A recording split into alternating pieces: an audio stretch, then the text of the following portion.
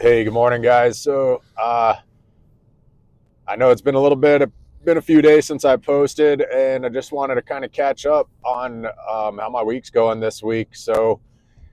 Yeah, we are in what Mother's Day is this weekend, I guess. We're in the second week of May. Just got past our Cinco de Mayo last week, and Mother's Day is next. Memorial Day is this month. All that fun stuff. Here in Colorado, the weather's just it's been terrible, to be honest. It's been a crazy spring for sure, where we've just had wild wind, wild wind all spring so far. Literally 80, 90 mile an hour gusts up on the Wyoming border.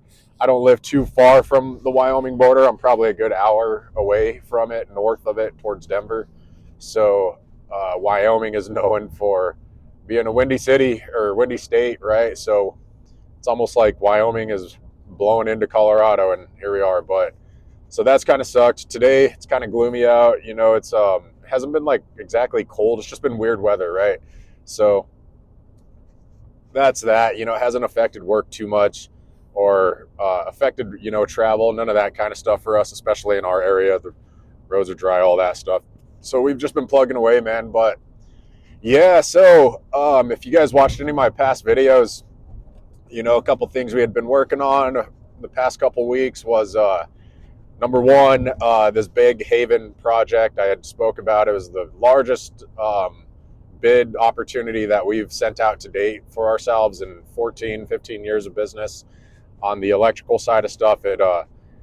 We it was a pretty promising job. We thought it was ours. We thought we had it, and last minute, it turned out we didn't get it. So yeah, that I'm not sure exactly how I feel about that one. So just so you know, we're primarily a commercial contractor, probably 80% commercial, 20% service, right? So we've never done a whole lot of residential, new construction especially, but we do service work in the residential side of stuff. So my idea here recently was like, you know what, let's 40% of the country's living in an apartment complex or multifamily. That's what seems to be what's getting built right now is multifamily units, and all over the country, I'm sure, but especially around here. So I'm thinking let's maybe check that out, right? Let's get into that. And that's what this Haven project was about. It was a 50 unit multifamily. It was student housing actually for CSU, Colorado State University. So I was kind of like, I'm not exactly familiar with that territory. We don't do that kind of stuff. I know that there's companies out there. What I learned is there's companies out there who just strictly do piecework on that, or they have a lot of like low paid electricians that that aren't exactly experienced, so they're able to be super competitive on these things. But basically what happened was I was $140,000 over on my estimate compared to the people that they awarded the quote to. So being the guy that I am, like I want information. I want data. I want to know where were we wrong, right? How did this other company, how were they able to come up $140,000 less than us? And honestly, I still can't figure it out. I called the other company and I was curious. I was like, hey, it's a local contractor in our area. They're much bigger than we are. They focus primarily on residential new construction. So they're resi guys, number one, right? So their experience alone with the residential market helps them, right? Here's the other kicker was in my quote, I didn't add the electrical switchgear, which was like 110K. And I didn't add the lighting package either. I was excluding the lighting package and the all the switch gear and all the sub panels for all 50 of these units. So my quote was still $140,000 more than theirs. Well, they came in, they added the service, all the switch gear and the sub panels, breakers, dual functions, arc faults, GFI breakers, all the meter stacks outside, and they included all the lighting on the project.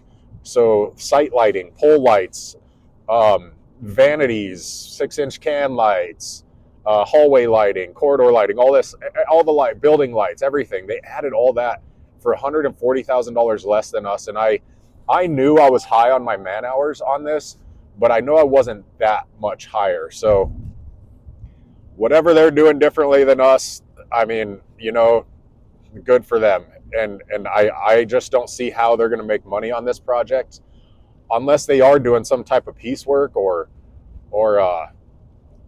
they have like 15, 14, $13 an hour guys on there, by the truckloads or something like that. I can't compete with that. So I don't know if the multifamily thing is for us. This has been my first experience with these owners who basically tore my quote apart, and I've never really been drilled like that before, where they asked a bunch of questions, right? And I answered them. I was very transparent about our quote and how I came up with it and this and that. And if you've watched in my past videos, we have an estimator. We have a subcontracted estimator that we've been working with for years that does most of our quotes and sends them to me. I review them, and then we send them out, that type of thing. So big lesson learned there. Bunch of wasted time, bunch of wasted money. The estimator's not cheap. I think I paid him $500 just for this estimate. That took him who knows how long. I have no idea, but he's usually pretty fair with us too. And so this one required a lot more detail and a lot more effort on my end up front with working with him. So yeah, he charges $500 for it, which is still probably a pretty fair price. It was more than just the 50 units. There's a little bit more to it, but whatever. So you know what? Maybe it's a blessing in disguise. I don't know. Me being a smaller shop, would it have required all my resources during our peak season? Something like that is kind of how I'm thinking about this, where it's like, man, if I would have had to ramped up on the guys to finish this project in the time that they wanted to, and then it would take all my resources out of the field. So, and plus, I'm not doing it for $140,000 less, just to get my foot in the door with this multifamily thing, which could eventually screw us big time, right? So that was a bummer, and not right, because it's like, man, looking back on it in retrospect, it's like, okay, well, at least it's work, and it was work, right? But does that even matter? I guess if at the end of the day you're not going to make any money, and honestly, I don't know the facts. I don't know if I would have made money on it or not. So I don't know. Struggling with that one, man, for sure. Just not quite sure how to proceed. I did some research on the multifamily game for electricians and contractors, and I kind of, it was eye opening. I thought they might be a little bit more money there than there actually is. So one thing I know is you got to be set up for that kind of stuff. You probably have to get creative with your labor, and same with your materials. I know you could prefab a lot of the stuff in house and send it out to the field and this and that. So there's all this stuff that it's just not for us right now. So that's that. So back to the drawing board there. So yep. The other thing, we pumped out a bunch of bids this week. We actually are in talks with another Starbucks actually in my hometown. So I don't live in the city I grew up in, but we do a lot of work there still, and I'm only like 30 minutes away, so I'm not like far from there. But we've been doing a lot of work there, and we just finished a Starbucks, a ground up Starbucks. We did the corn shell and the TI and all the site work on it and stuff, and then we got invited to bid another one in the same town, not too far, and it was looking decent as of yesterday. It looked like we were talking, and they were going through their qualifications and this and that, and we've never worked with this company before, so yeah, we're hoping something good happens there. We can roll. We literally are getting our CO today or yesterday. I think we had our CO on our end of stuff there. So we're basically finished with this Starbucks, and that other one's ready to go. So it'd be super cool. That's always good, right? To roll out of one project right into the next, especially when it's the same project, right? So we're familiar with everything. We got it down. We know what to look for, what not to look for, and so yeah, that would probably be a good project for us. But yeah, what else, man? I've been busy, like super busy. I haven't been feeling the greatest this week, to be honest with you. This weather takes a toll on you when it's blowing 50, 60 miles an hour every single day for like weeks. It sucks, you know, and that's kind of where we've been for a minute now. So yeah, we're over the wind, we're over the weather. I'm just looking forward to some decent weather before the scorching hotness comes of the summertime, right? Which hopefully that's not the case this year. Hopefully we have a mild summer and get some relief around here for sure. That'd be great. But yeah, so just a lot going on right now. I guess the other thing that I do need to bring up, and I'd like to bring up, is the point of my video here is just the ups and downs of electrical contracting, right? So it's tough. It's tough, guys. I can tell you, when you're building a trade business, it's one of the toughest businesses to build. So if you're an electrician or a tradesman out there right now and you're considering starting your own business, you know, I'm all for it, and I'm like, go full force. But the one thing that you need to understand is scaling trade businesses is not an easy thing to do. Scaling, especially electrical, right? Especially electrical.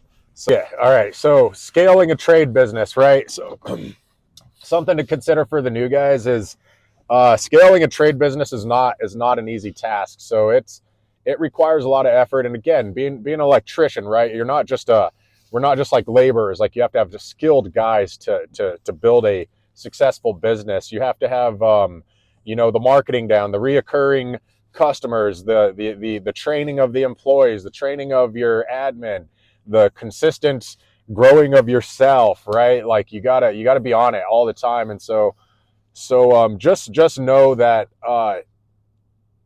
these companies, it's very impressive to see these companies that are big, right? 50, 100, 150, 200 guys. And the one thing most of them have in common, it seems, is one, they've been around for a long time. You know, like grandpa started it back in 1940 or something, or 60 or whatever, and it was generationally passed down, or they've just had the same name bought over and over the years, whatever it is.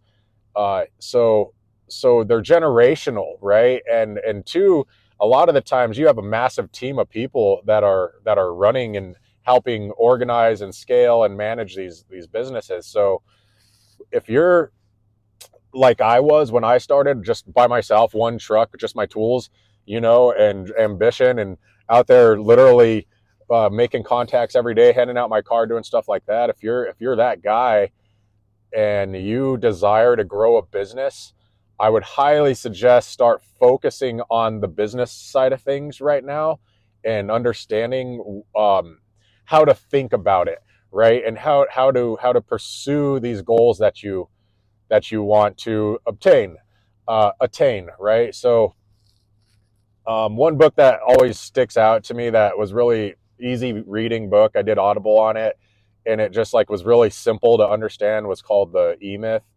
And the E-Myth basically just kind of talks about, like, you know, mentally shifting from being the person who does everything, right, and then shifting into this and creating this person of now, and where it's not how do I get this done, it's all who can get this done for me, right? So when you start thinking like that, I think things get easier. You know, I think there's going to be a learning curve where, yeah, it's going to be a struggle at first to get used to this new way of doing things, right, and thinking, because it's simple to talk about this, but it obviously costs money to do these things, right? So if you want the estimator, that to save you time on estimates, somebody who does this professionally for a living, well, you're going to have to pay for that. If you don't want to answer the phones in the office any longer and make the schedule and do the billing and do the invoicing and do the follow-up and all that stuff, then what do you got to do? You got to have somebody to do that, right? So you're going to have, that's another non-billable thing that you're not exactly charging people in the field for, right? So again, that costs you money up front. Obviously, your technicians, hiring guys. And one thing that I would do differently in my business if I started over is, instead of hiring like green guys that didn't have any experience because they were cheap, that's what I could afford at the time, so that's why I did that. I personally would hire an experienced guy right away. I would bite the bullet and I would hire an experienced guy right away. That's what I would do differently. So then it frees you up to be able to get out in the field and do the things that you need to do. So yeah, a lot goes into this stuff, man. It's taken me years to figure this stuff out. Like I don't come from a business family, you know, a business background. I didn't go to school, you know, so just simple stuff like that, man, where um, it takes time, and it's going to take you time and effort to figure this stuff out.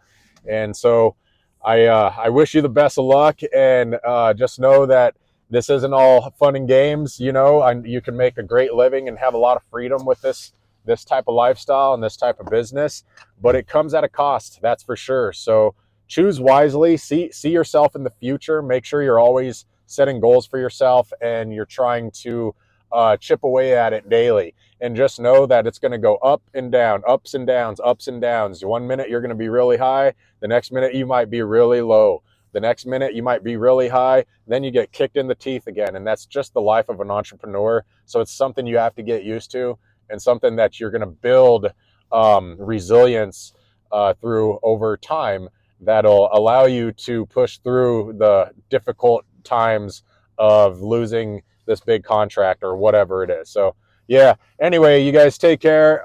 Thanks for listening. Holler at me if you guys have any questions. I'm all ears and would love to help you out, especially the guys in the trades, you know. So yeah, peace out. Have a great day. Thanks.